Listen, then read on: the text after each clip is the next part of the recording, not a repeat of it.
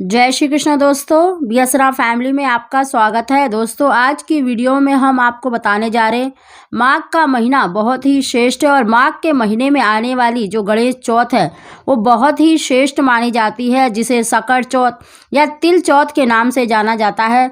जो संतान को देने वाला है, संतान की दीर्घ आयु के लिए और उसके सभी संकटों को दूर करने के लिए यह व्रत किया जाता है।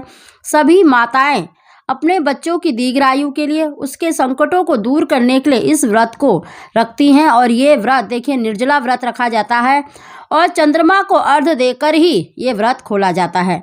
तो दोस्तों, आज की वीडियो में हम तिल चौथ के दिन किया जाने वाला आपको उपाय बता रहे हैं और इस वीडियो को आप ध्यानपूर्वक सुने, जिससे कि आपकी जो मनोकामना है संतान प्राप्ति की, पुत्र प्राप्ति की, वो अवश्य ही पूरी होगी। दोस्तों, उसकी जानकारी देने से पहले अगर अभी तक आपने मेरा चैनल सब्सक्राइब नहीं कर रखा है तो सब्सक्राइब जरूर कर लें, बगल में बेल आइकन को दबा दें, जिससे मेरी आने वाली सभी लेटेस्ट वीडियो का नोटिफिकेशन सबसे पहले आप तक पहुंच सके। दोस्तों, माघ के महीने में पड़ने वाली जो चौथ होती है उसका बहुत ही महत्व माना जाता है। जिस प्रकार हम बच्चों की दीर्घ आयु के लिए अहोई अष्टमी का व्रत रखते हैं, उसी प्रकार बच्चों की दीर्घ आयु के लिए संतान को देने वाला और उसके सभी संकटों को हरने वाला यह व्रत माना जाता है। यह बहुत ही बड़ा व्रत माना जाता है और गणेश जी स्वयं ही प्रथम पूज्य हैं, रिद्धि सिद्धि के दाता हैं और शुभ लाभ इनके पुत्र हैं। और इनके सामने अगर कोई भी उपाय किया जाए, गणेश जी को प्रसन्न किया जाए, तो गणेश जी बहुत ही शीघ्र प्रसन्न हो जाते हैं और आपकी जो भी मनोकामना है वो शीघ्र ही पूरी होती है। तो दोस्तों, आपको सकट चौथ के दिन देखिए सायकाल के समय 4 बजे के बाद आप कभी भी गणेश जी का पूजन करें और आप इस दिन व्रत कथा का भी श्रवण अवश्य करें। जिन बहनों को देखिए संतान की प्राप्ति नहीं हो पा रही है वो तो अवश्य ही इस व्रत को करें। वैसे तो इस व्रत को देखिए पति पत्नी अगर जोड़े से करते हैं तो बहुत ही श्रेष्ठ माना जाता है। अगर पति पत्नी में से पति नहीं कर सकता तो पत्नी तो अवश्य करे। अगर स्त्री के जैसे मासिक धर्म में पीरियड्स चल रहे हैं तो उसकी जगह पति भी इस व्रत को कर सकता है, इस उपाय को भी कर सकता है। हो सके तो दोस्तों आप व्रत करें, अगर व्रत नहीं भी कर पा रहे तो आप उपाय अवश्य करें, क्योंकि गणेश जी बहुत ही शीघ्र प्रसन्न होने वाले देवों में से माने जाते हैं और इनको प्रसन्न करना बहुत ही सरल है। दोस्तों, गणेश जी को प्रसन्न करना देखिए सबसे सरल है और आप इस उपाय को, इस पूजा को अपने घर में भी कर सकते हैं और आप किसी भी मंदिर में जाकर गणेश जी के आगे भी कर सकते हैं। दोस्तों, आप अपने घर में ही आप एक चौकी पर लाल कपड़ा बिछाएं और गणेश जी की अगर आपके पास मूर्ति है, फोटो है, तो उनकी स्थापना करें और थोड़ा सा जैसे गंगा जल है या जल से शुद्धिकरण कर लें, उनका छींटा लगा लें और गणेश जी की स्थापना करें और उनका पूजन करें।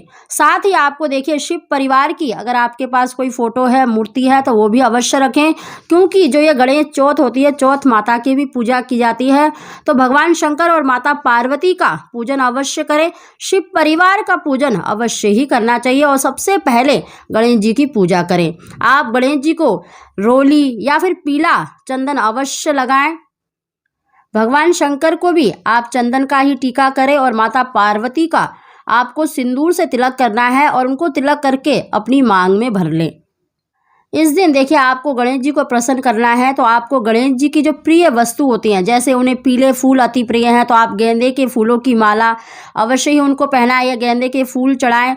एक जनेऊ आपको अवश्य ही उनको अर्पित करना है और साथ ही आपको हरी दुर्वा की 11 अंकुर चढ़ाएं या फिर आप 5 पोटली यानी 5 आपको गठरी बनानी है। आप उस पर कलावा लपेटकर 5 गठरी सी बना लें और चारों हाथों में एक एक गठरी अर्पित कर दें और एक गठरी जो हरी दुर्वा की 11 अंकुर की एक गठरी आप उनके मस्तक पर चढ़ाएं। अगर आपके पास ज़्यादा दुर्वा उपलब्ध नहीं है तो आप केवल 11 अंकुर की गठरी सी बनाकर कलावा लपेटकर आप गणेश जी के मस्तक पर अवश्य चढ़ाएं।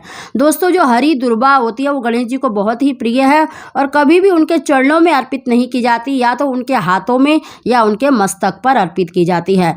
साथ ही आपको इस दिन देखिए थोड़े से चावल यानी जो अक्षत होते हैं बिना टूटे फूटे, उनको भिगोकर 3 बार उन के मस्तक पर अवश्य लगाना चाहिए। साथ ही दोस्तों इस दिन जो आपको उपाय करना है उसके लिए देखिए आपको एक पान का पत्ता लेना है या फिर आप बेलपत्र ले सकते हैं।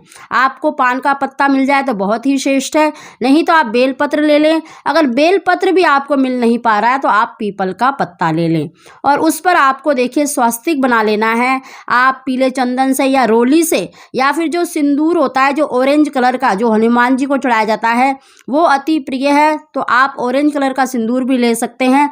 उससे स्वास्तिक बनाकर थोड़े से आपको अक्षत रखने हैं और आपको एक सुपारी लेनी है। दोस्तों सुपारी गणेश जी का ही स्वरूप माना जाता है, तो आप एक सुपारी रखें। साथ ही आपको एक जटा वाला नारियल लेना है और नारियल पर आपको स्वास्तिक बनाकर 7 बार कलावा लपेटते हुए अपनी मनोकामना बोलनी है। संतान प्राप्ति की, पुत्र प्राप्ति की, जो भी आपकी इच्छा है वो बोलकर आपको गणेश जी के आगे अर्पित कर देना है। अगर आपके पास देखिए नारियल उपलब्ध नहीं है तो आप कोई भी फल ले लें और उस पर आपको 7 बार मतलब कलावा लपेट कर आपको गणेश जी के आगे अर्पित कर देना है। दोस्तों आपने चाहे पान के पत्ते पर चाहे बेल पत्र पर स्वास्तिक बनाकर और चावल और सुपारी रखकर आपको गणेश जी के ही आगे अर्पित कर देना है। और इस दिन गणेश जी के आगे देखिए चौमुखा दीपक, चाहे तो आप आटे का बना सकते हैं या फिर आप मिट्टी का या पीतल का दीपक भी ले सकते हैं और तिल का तेल ही डालकर आपको दीपक जलाना है। और गणेश जी को इस दिन आपको देखिए तिल को भूनकर और थोड़ा सा गुड़ मिलाकर लड्डू बनाया जाता है, नहीं तो आप बाजार से जो खोवा और तिल मिला हुआ लड्डू होता है वो भी ला सकते हैं। तो इस दिन आपको भोग अवश्य लगाना है, चाहे तो आप घर में ही तिलकुटा बना सकते हैं या बाहर से लड्डू लाकर भी भोग लगा सकते हैं। इस दिन गणेश जी को देखिए 4 प्रकार के फलों का आप मतलब चढ़ाना चाहिए। अगर आपके पास 4 प्रकार के फल नहीं हैं तो आप 4 केले यानी एक ही फल में से 4 फल अवश्य ही गणेश जी को अर्पित करें। दोस्तों गणेश जी के आगे चौमुखा दीपक जलाकर तिल के तेल का ही दीपक जलाना है और आपको साथ ही 1 लोटा जल आपको रखना है। जल में थोड़ा सा 1 चम्मच के करीब कच्चा दूध ले लेना है, थोड़े से चावल और थोड़े से तिल उसके अंदर डालना है, थोड़ा सा शक्कर डालना है। दोस्तों इसको तिल चौथ भी बोला जाता है, इसमें तिलों का बहुत अधिक महत्व माना जाता है। और आपको 1 लोटे में ये सभी चीज़ें यानी 1 चम्मच दूध, चावल, चाहे सफ़ेद तिल ले लें चाहे काले तिल ले लें और थोड़ा सा शक्कर रखकर आपको वहाँ पे रखना है और दीपक जलाकर ओम पार्वती प्रिय नंदनाय नमः, ओम पार्वती प्रिय नंदनाय नमः या ओम गणेशाय नमः या ओम गणपते नमः का 1 माला का जाप अवश्य करना है। और इस दिन आप गणेश जी की जो सकट चौथ की जो कथा आती है उसका भी श्रवण अवश्य करें। और हमने चैनल में भी मतलब सकट चौथ की व्रत कथा डाल रखी है, तो आप उसमें भी सुन सकते हैं। दोस्तों इस दिन अगर श्रद्धा भाव से कोई भी उपाय किया जाए, गणेश जी को प्रसन्न किया जाए, तो बहुत ही शीघ्र आपकी जो मनोकामना है वो पूरी होती है। अपनी पूजा समाप्त करने के बाद देखिए जब रात को चंद्रमा निकल आता है तो आपने जो लोटे में कच्चा दूध, चावल, तिल, शक्कर डाल के रखा है उससे ही आपको चंद्रमा को अर्घ्य देना है। अर्घ्य देने के बाद ही आपको तिल कुटाई का थोड़ा सा भोग मतलब प्रसाद लेना है, उसी से अपना व्रत खोलना है। दोस्तों ये संतान की प्राप्ति के लिए, संतान की दीर्घ आयु के लिए, उसके सभी संकटों को हरने के लिए यह व्रत किया जाता है। और गणेश जी स्वयं ही रिद्धि सिद्धि के दाता हैं, शुभ लाभ इनके पुत्र हैं।